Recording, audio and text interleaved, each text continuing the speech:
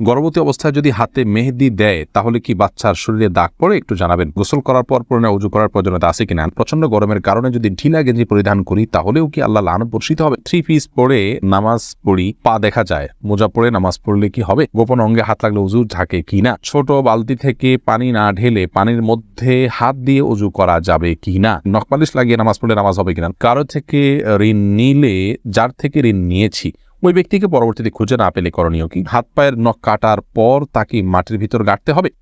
হাসিবুল হোসেন জানতে চেয়েছেন গোসল করার পর পুনরায় উজু করার প্রয়োজনীয়তা আছে কিনা? না, গোসল যদি সুন্নাহসম্মত করে থাকেন আলাদা উজু করার কোনো প্রয়োজন নাই। 2 হাতের কবজি ধুয়ে, কুলি করে, নাকে পানি দিয়ে, মুখ ধুয়ে, হাত ধুয়ে, মাথা মাসে করে তারপরে গোসল শেষ করে আসলে পা ধুয়ে চলে আসবেন। এভাবে গোসল করলে আপনার আলাদা করে আর গোসল করার কোনো প্রয়োজন নেই। উজুতে আপনার গোসলের শুরুতে উজুর নিয়ত হয়ে যাচ্ছে।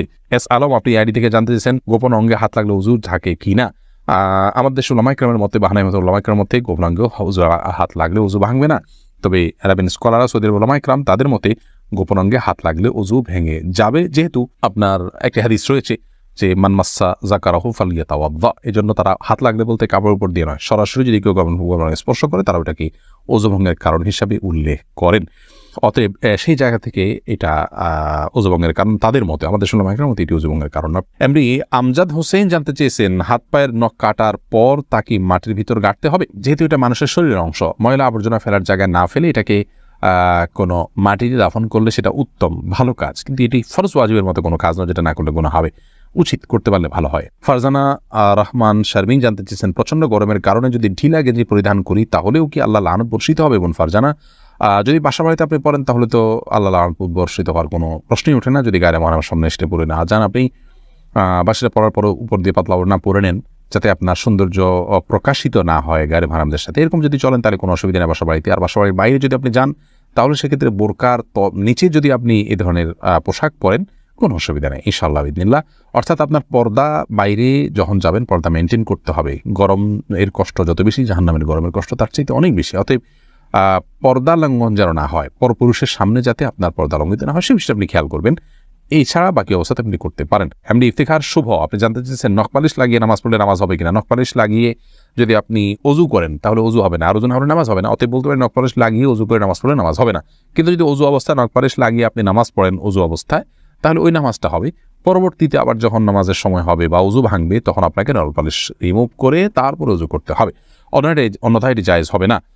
মা বোনরা মাসিকের দিনগুলোতে নেল পালিশ ইউজ করতে পারেন, কোনো অসুবিধা নেই, যেহেতু তখন নামাজের অপশন তাদের নেই।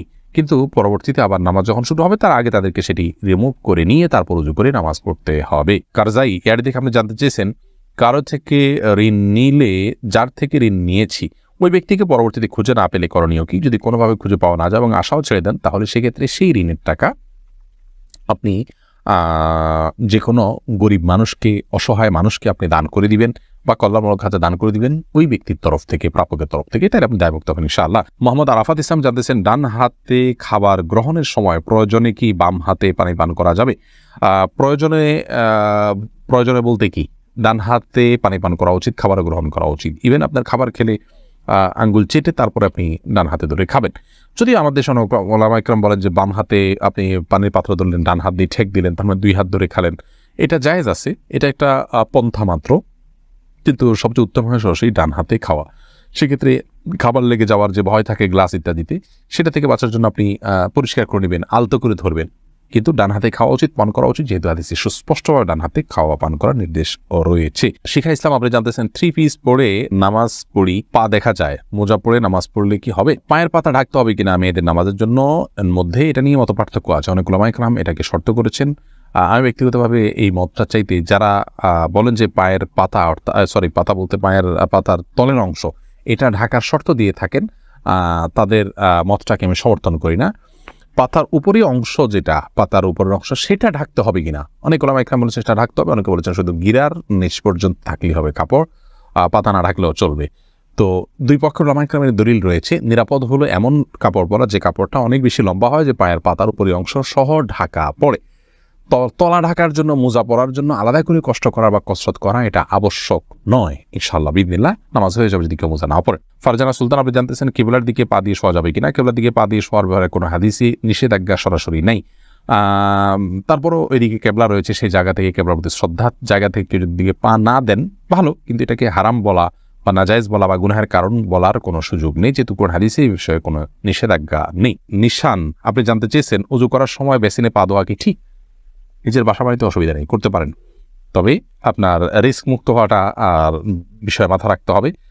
নিজের জন্য রিস্কি হলে সেটা আপনার জন্য করা উচিত হবে না, কারণ নিজেকে বিপদের মুখে ঠেলে দেওয়া ইসলামের শরীয়তে কিন্তু জায়েজ নয়।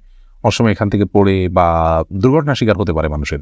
যদি সেরকম না হয়, আপনি আশপাশে কিছু ধরে করতে পারেন, তাহলে এটা জায়েজ আছে। কিন্তু পাবলিক প্লেসে বা বাইরে এরকমটি করা অনুচিত, যেহেতু এটা দৃষ্টিকটু। অন্য ধরনের মানুষরা আছে যারা এই বেসিন ব্যবহার করবে, তারা দেখে হয়তো ইসলাম সম্পর্কে বাজে ধারণা নিবে, বা তাদের হক নষ্ট হতে পারে, বা আশপাশে পানি পড়ে ভিজে যাবে, জায়গাগুলো নষ্ট হবে।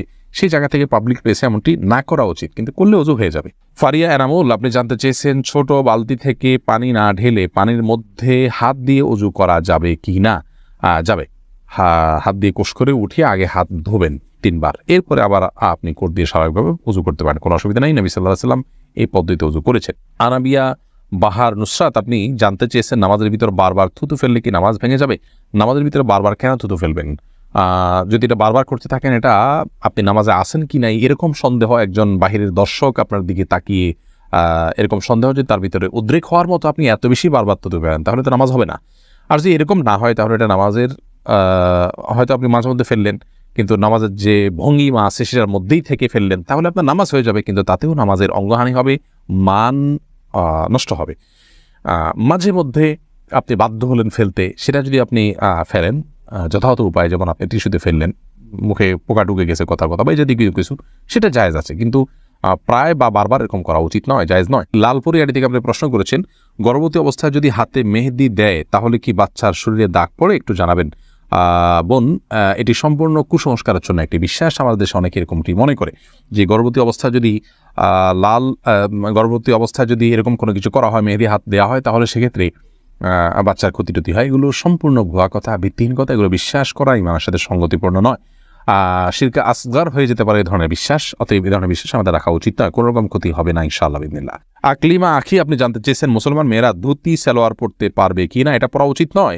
ধুতি যেহেতু হিন্দুদের একটা ধর্মীয় পোশাক বলা যেতে পারে, হিন্দুদের একটা কালচার, সেই কালচারের অনুকরণ মুসলমানদের জন্য করা জায়েজ নাই। মুসলমানের জন্য অন্য আপনার মুশরিকদের বা আল্লাহ প্রতি যারা বিশ্বাস রাখেন না, সেই সমস্ত মানুষদের সংস্কৃতির অনুসরণ করা জায়েজ নয়। সেই জায়গা থেকে ধুতি সালোয়ারটা যেহেতু অনেকটা ধুতির মতো, আপনার পায়ের দিকে একটু উঠে থাকে ধুতির মতো, এটা একজন মুসলমান নারীর জন্য ব্যবহার করা উচিত না। এটা অমুসলিমদের সাথে সাদৃশ্য গ্রহণ করা। নবী সাল্লাল্লাহু আলাইহি ওয়াসাল্লাম বলেছেন মান তাশাব্বাহা বিকওমিন ফাহুয়া মিনহুম, যে ব্যক্তি কোনো জাতির সাথে সাদৃশ্য গ্রহণ করছে তাদের অন্তর্ভুক্ত। আবু দাউদে বর্ণিত হাদিসের আলোকে এটি করা উচিত।